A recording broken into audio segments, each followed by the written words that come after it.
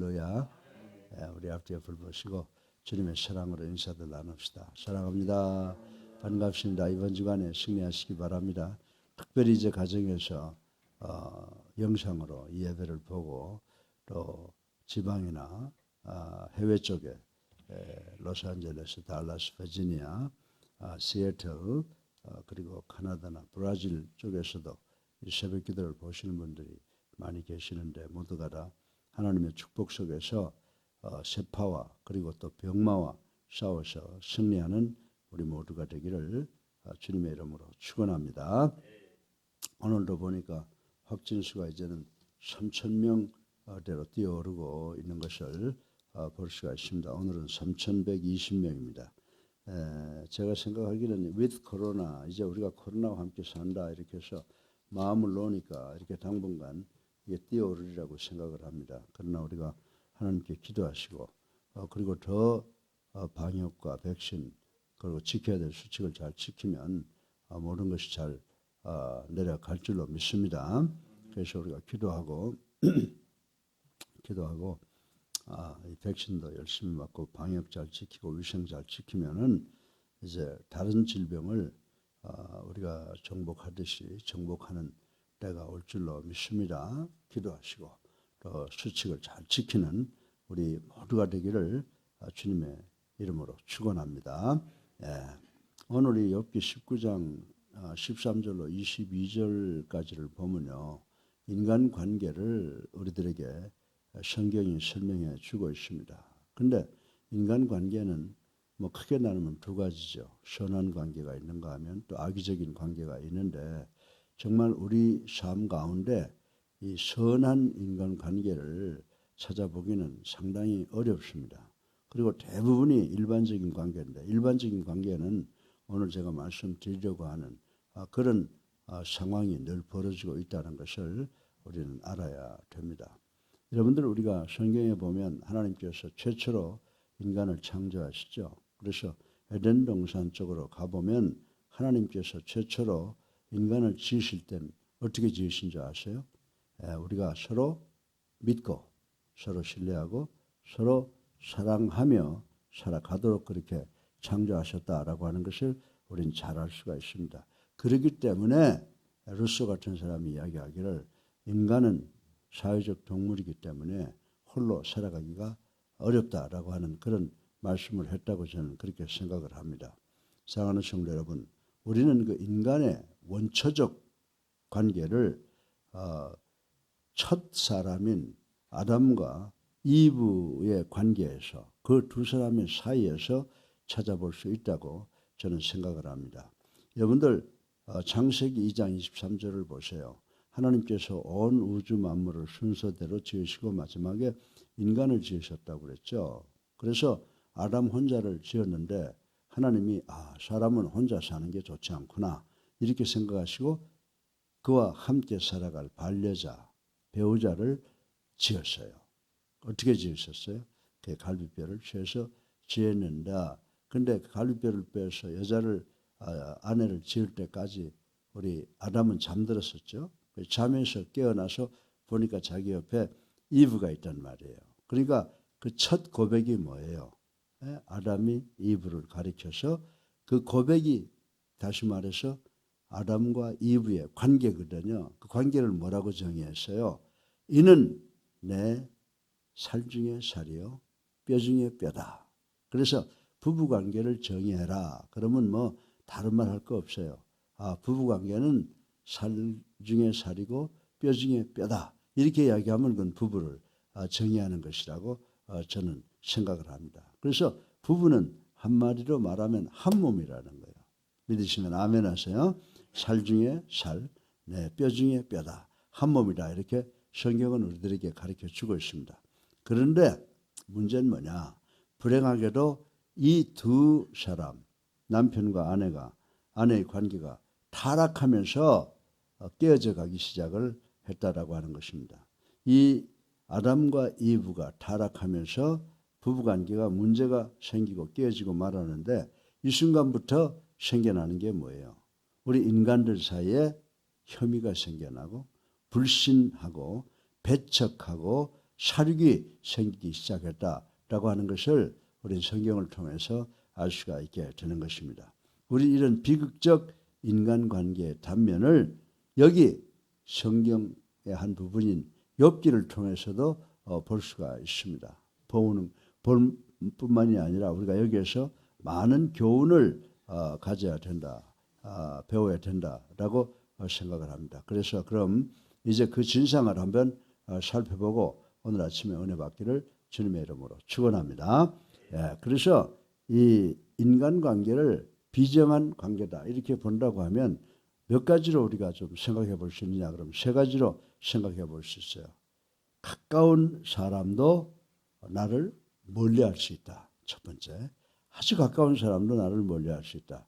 두 번째로 가까운 사람도 나를 혐의한다, 중상하고 모략할 수 있다. 이렇게 생각할 수 있고요. 세 번째로 아주 가까운 사람이 나를 대적하고 나를 원수시할 수 있다라고 하는 이 세 가지를 우리가 오늘 생각해 볼 수가 있습니다. 예, 그러면 비정한 인간 관계로 첫 번째가 뭐냐라고 하는 것입니다. 가장 가까운 사람도 나를 멀리할 수 있음을 생각해 보겠습니다. 본문은 비정한 인간관계를 들어 말하면서 이를 비탄에 맞지 않는 욥의 절규가 기록되어 있는 내용이라고 하는 것입니다. 그런데 우리가 13절 첫 번째 시작하는 그 화두를 보게 되면 그 첫 마디가 뭐예요? 가장 가까웠던 사람이 자기를 멀리하고 모르는 사람처럼 stranger, 외인처럼 되어버린 일을 고백하고 있는 것을 우리는 볼 수가 있습니다. 여기에서 욥이 가까웠던 사람들이란 누구를 이야기하는 겁니까? 오늘 본문을 가만히 살펴보면 본문에 나열이 되어 있는 그대로 자신의 아내, 자신의 자식들, 형제들, 친척들, 친구들 그리고 동포를 말하며 거기에는 자기의 종과 주변의 아이들까지 포함되어 있는 것을 우리는 볼 수가 있습니다. 사랑하는 성도 여러분, 누구에게나 아내, 남편 있죠.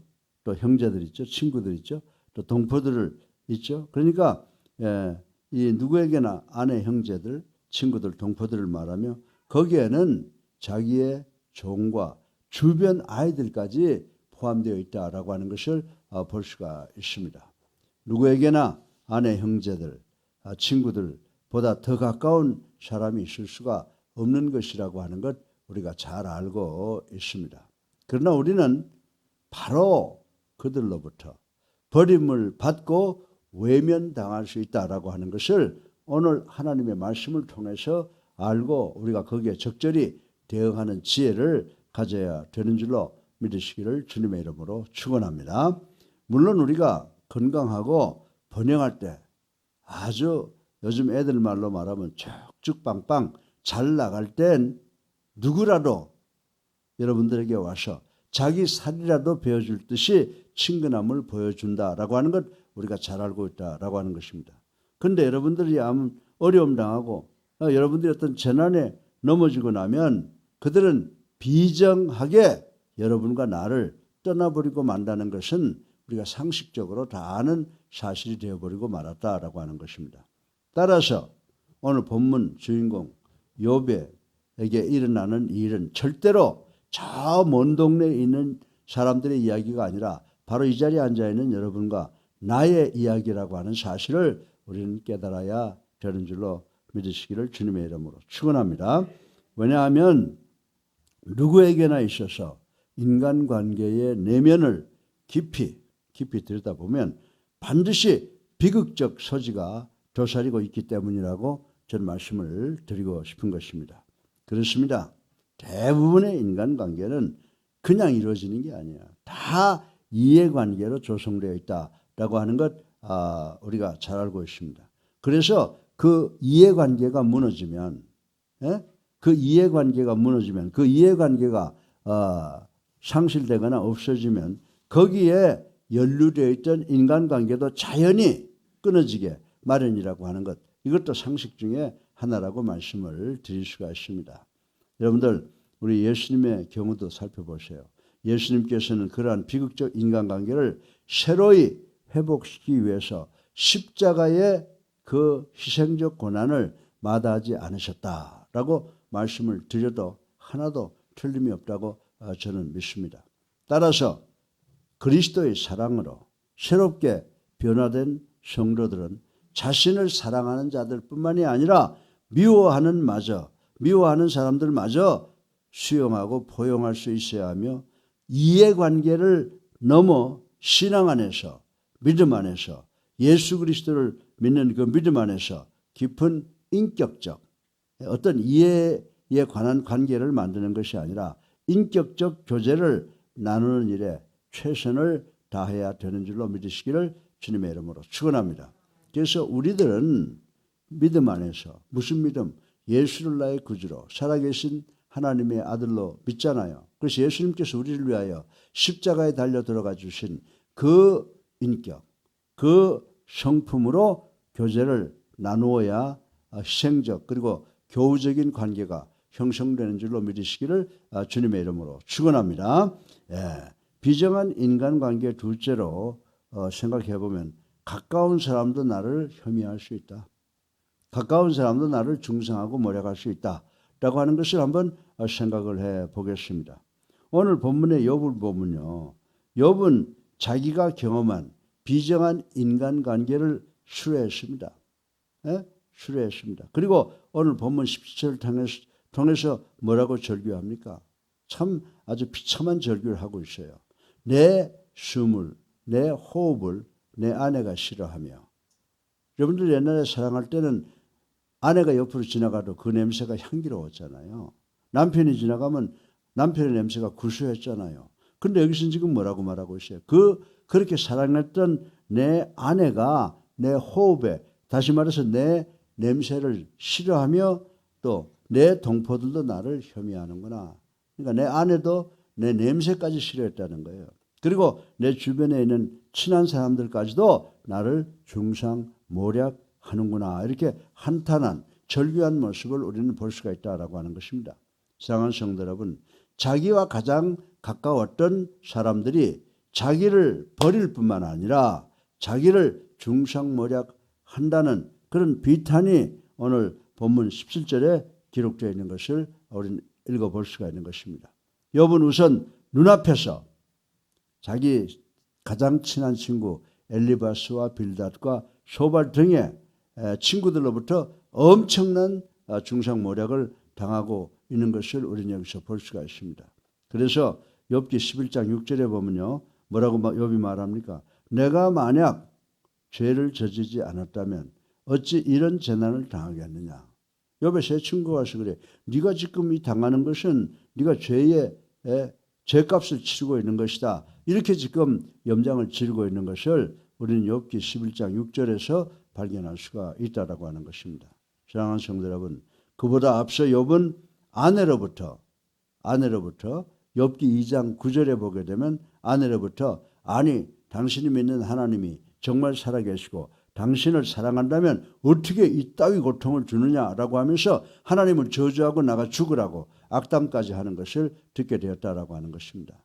그러나 가까운 사람들에게 혐의를 받고 고소를 당하고 중상모략을 받는 것을 여러분들 욥에게만 있는 일이라고 생각하지 마세요. 여러분과 나에게도 있다고 하는 것입니다. 그래서 가까운 사람들에게 혐의를 받는 것은 욥이 뭐가 잘못돼서 욥에게만 닥치는 것으로 한정을 짓지 말라는 겁니다. 잘못하면 여러분들에게도 있고 나에게도 있어. 난 지금 당하고 있잖아요. 내가 온갖 정성을 다해서 길러놓은 사람들이 거짓말을 해서 나를 어렵게 빠뜨리고 있지 않습니까? 그러니까 여러분들이 나의 앞에 서 있는 목사를 보게 된다고 하면 아마 이 말씀을 잘 이해하실 것이라고 저는 생각을 합니다. 가장 가까운 사이인 한 가족끼리도 서로 믿지 못하고 그런 깊은 불신이 가정을 파탄으로까지 몰고 가고 있을 우리는 날마다 있는 일들을 우리 날마다 주변에서 듣고 있지 않습니까? 하물며 가족이 아닌 다른 관계의 사람들이야 더 말할 것 있느냐라고 하는 것입니다. 여러분들 우리 성경의 역사를 한번 살펴보세요. 헤롯 왕이라는 사람이 어떤 짓을 했어요? 헤롯 왕이 일찍이 자기 왕위를 노릴 것이라고 하여 아내와 자식들까지 사거리 죽여버린 그 역사가 성경에 기록되어 있지 않습니까? 물론 그런 일은 극단적인 얘기이기 때문에 우리가 보통 일반적인 이야기할 때는 통계적으로 100% 중에 68%에 들어가는 것을 이야기하는 거예요. 아이고 목사님 그건 아주 극단적인 이야기이기 때문에 우리에게 해당이 되지 않습니다 라고 할 수는 있습니다. 그러나 사람이 사람을 불신하고 중상모략하고 혐의하는 비극적 단면은 우리 주변에 일어나고 있는데 어떻게 일반적인 상황으로 받아들이지 않을 수가 있겠습니까? 어느 사회에서나 신뢰가 깨어지면 그 단체는 사상 누각이 되어버리고 만다는 걸 우리 잘 알고 있습니다. 사상 누각이 되면 무기력해지죠. 예, 부부관계 서로 사랑이 없으면 어떻게 돼요? 식물관계가 되어버리죠.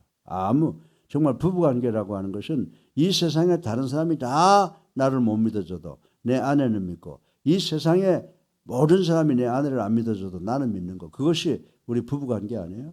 그래서 어떤 사람들은 그러잖아요. 우리 마누라하고 싸우는 사람은 다 나쁜 사람이야.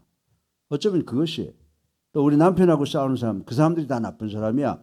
그것이 정말 생생한 부부관계가 아니겠느냐라고 하는 생각을 해보는 것입니다. 그러므로 우리는 그리스도의 사랑 안에서 반드시 서로 사이에 믿음을 회복해야 되는 줄로 믿으시기를 주님의 이름으로 축원합니다. 여러분들 그 믿음을 남들과 하려고 생각하지 마세요.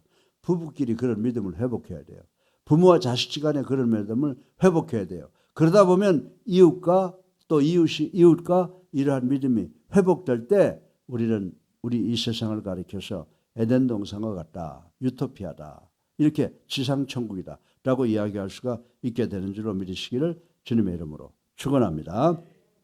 비정한 인간관계의 세 번째로는 가까운 사람도 나를 대적할 수 있다라고 하는 것을 생각을 해보겠습니다. 대적할 수 있다, 뭡니까?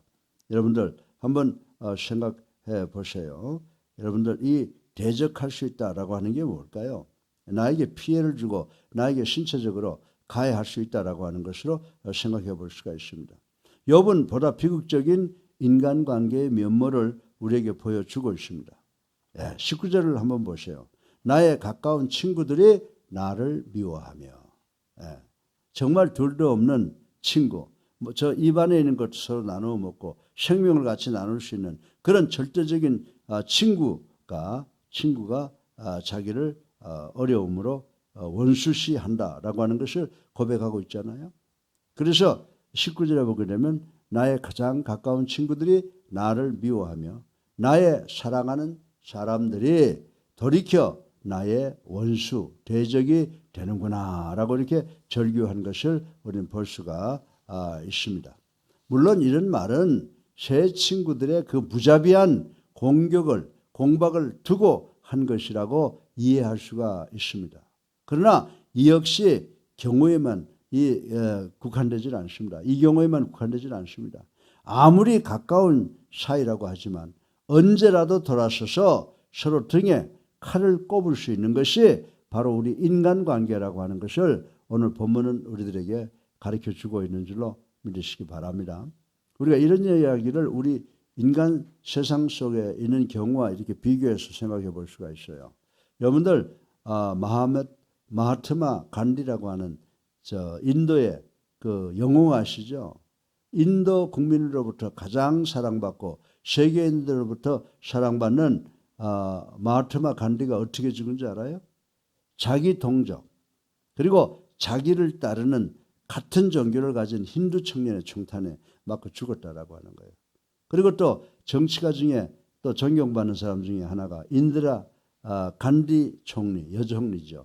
이분 역시 누구한테 죽은 줄 알아요? 자기 경호원의 총탄에 죽고 말았다고 하는 것을 우리 역사적으로 알 수 있습니다. 또 우리 가까이도 있잖아요. 우리 3공화국 대통령인 우리 박정희 대통령도 신복의 손에 죽고 만 것도 우리가 잘 기억하고 있는 사건이라고 말씀을 드릴 수가 있습니다. 자, 그렇다면 성경으로 돌아와서는 어떻게 돼요? 우리 구주이신 살아계신 하나님의 아들이시고 하나님이신 예수님께서 누구에게 팔리셨어요? 제자였던 유다의 손에 팔린 것만 해도 정말 부인할 수 없는 사실이구나 라고 생각할 수가 있는 것입니다. 사랑하는 성도 여러분, 반드시 생명을 해치는 일이 아니라도 우리는 모두가 그런 불행할 수 있는 여지를 안고 살아간다라고 하는 것을 인정해야 되는 줄로 믿으시기 바랍니다. 그러나 우리 성도들은 친구는 말할 것도 없고 원수까지도 사랑할 수 있는 성덕을 지녀야 한다고 마태복음 5장 44절에 기록했어요. 그러니까 우리 그리스도인의 삶이 얼마나 어렵겠어요. 이런 상식을 벗어나서 원수까지도 사랑하는 비상식이 우리에게 상식이 되게 해야 된다는 사실을 우리가 정말 붙잡고 나가니까 우리 그리스도인들이 얼마나 어려운 삶을 살고 있느냐라고 하는 것을 인정하지 아니할 수가 없습니다. 사랑하는 성도 여러분, 인간은 처음에 어떻게 지어졌다고요? 인간은 서로 믿고 신뢰하도록 지어졌죠. 서로 사랑하고 희생하도록 지어졌죠. 그런데 타락의 결과로 그 믿음과 그 신뢰와 그 사랑이 완전히 박살이 나고 말았다고 하는 것을 우리는 꼭 기억해야 되는 줄로 믿으시기 바랍니다. 그래서 우리가 세상을 살면서 우리 인간관계를 면밀하게 생각해보고 어떤 이해를 가져야 된다고 제가 말씀을 드렸어요. 네? 가장 가까운 사람도 나를 멀리할 수 있다. 가장 가까운 사람도 나를 중상모략할 수 있다. 가장 가까운 사람도 심지어는 내 대적이 될 수 있다라고 하는 것을 우리는 인식을 해야 된다라고 하는 것입니다. 그러나 이런 비정한 인간관계를 정상으로 회복시켜야 되겠다라고 하는 생각을 할 수 있다라고 하는 믿음을 우리는 가져야 되는 줄로 믿으시기 바랍니다. 그래서 정말 이 원수된 이 비정한 인간관계를 정상화시키기 위해서는 물질로도 정치적인 권력으로도 지혜로도 불가능하다라고 하는 거예요. 이것을 정상적으로 만들 수 있는 힘은 바로 믿음밖에 없다는 겁니다. 예수를 나의 구주로 살아계신 하나님의 아들로 믿는 이 신앙의 힘을 우리가 갖고 나갈 때 우리가 정말 가까운 사람이 나를 멀리하려고 하고 그리고 나를 중상모략하고 대적하더라도 그것을 정상화시킬 수 있는 것은 예수님을 믿는 예수님의 인품을 담는 그 힘만이 이 모든 것을 해결할 수 있다라고 하는 것을 아시고 우리 모두 예수 열심히 믿으려고 노력하는 우리 교회가 되셔서 우리가 정말 가정이 하나가 되어서 행복하고 또 이웃을 하나 되게 하고 또 이웃과 이웃을 하나 되게 하는 사랑의 공동체로 만드는 우리가 되시기를 주님의 이름으로 축원합니다. 그래서 저는 이제 끝으로 오늘 요한일서 3장 14절의 말씀을 한번 우리 모두 따라하시기를 바랍니다. 우리는 형제를 사랑함으로 사망에서 옮겨 생명으로 들어갈 줄 알거니와 사랑하지 아니하는 자는 사망에 머물러 있느니라. 아멘. 네. 쉽게 말하면 무슨 말이에요? 우리가 형제를 사랑하면요 죽음에서 생명으로 옮겨진다 이 말씀인 줄로 믿으시기 바랍니다.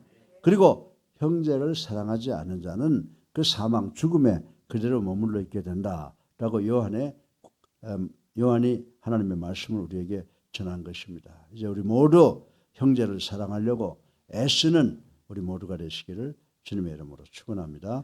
자애 많으신 아버지 하나님 찬양과 영광과 존귀를 올립니다. 회개합니다. 아버지 하나님 저희들 축복해 주셔서 하나님께 큰 영광을 올리고 우리 가정과 우리 주변을 복되게 하고 사랑하게 하셔서 지상 천국을 만들 수 있는 우리가 될 수 있도록 아버지 하나님 축복하여 주시옵소서. 예수 그리스도 이름으로 감사하며 기도드렸사옵나이다. 아멘.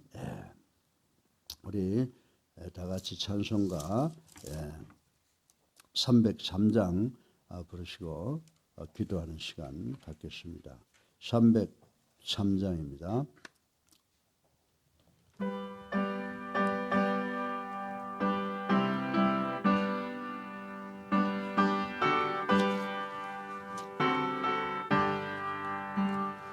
날 위하여 십자가에 중한 고통 받으사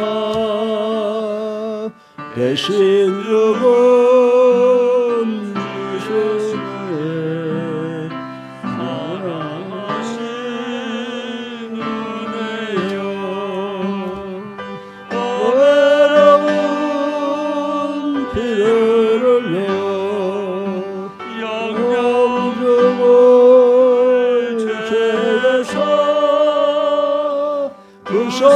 거룩함을 바르노리 어찌 찬양 안 할까 예수 안에 있는 우리 한량 없이 즐겁고 주 성령의 위로함이 마음속에 차도라 천국음악 소리 같은 은혜로운 그 말씀 끊임없이 듣는 우리 어찌 찬양 안 할까 이 세상에 모진 풍파 쉬지 않고 불어도 주님 안에 보호받은 우리 마음 편하다 늘 깨어서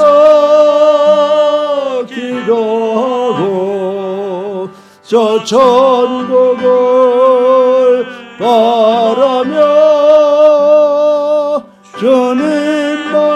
주님만을 기다리니 어찌 찬양 안 할까.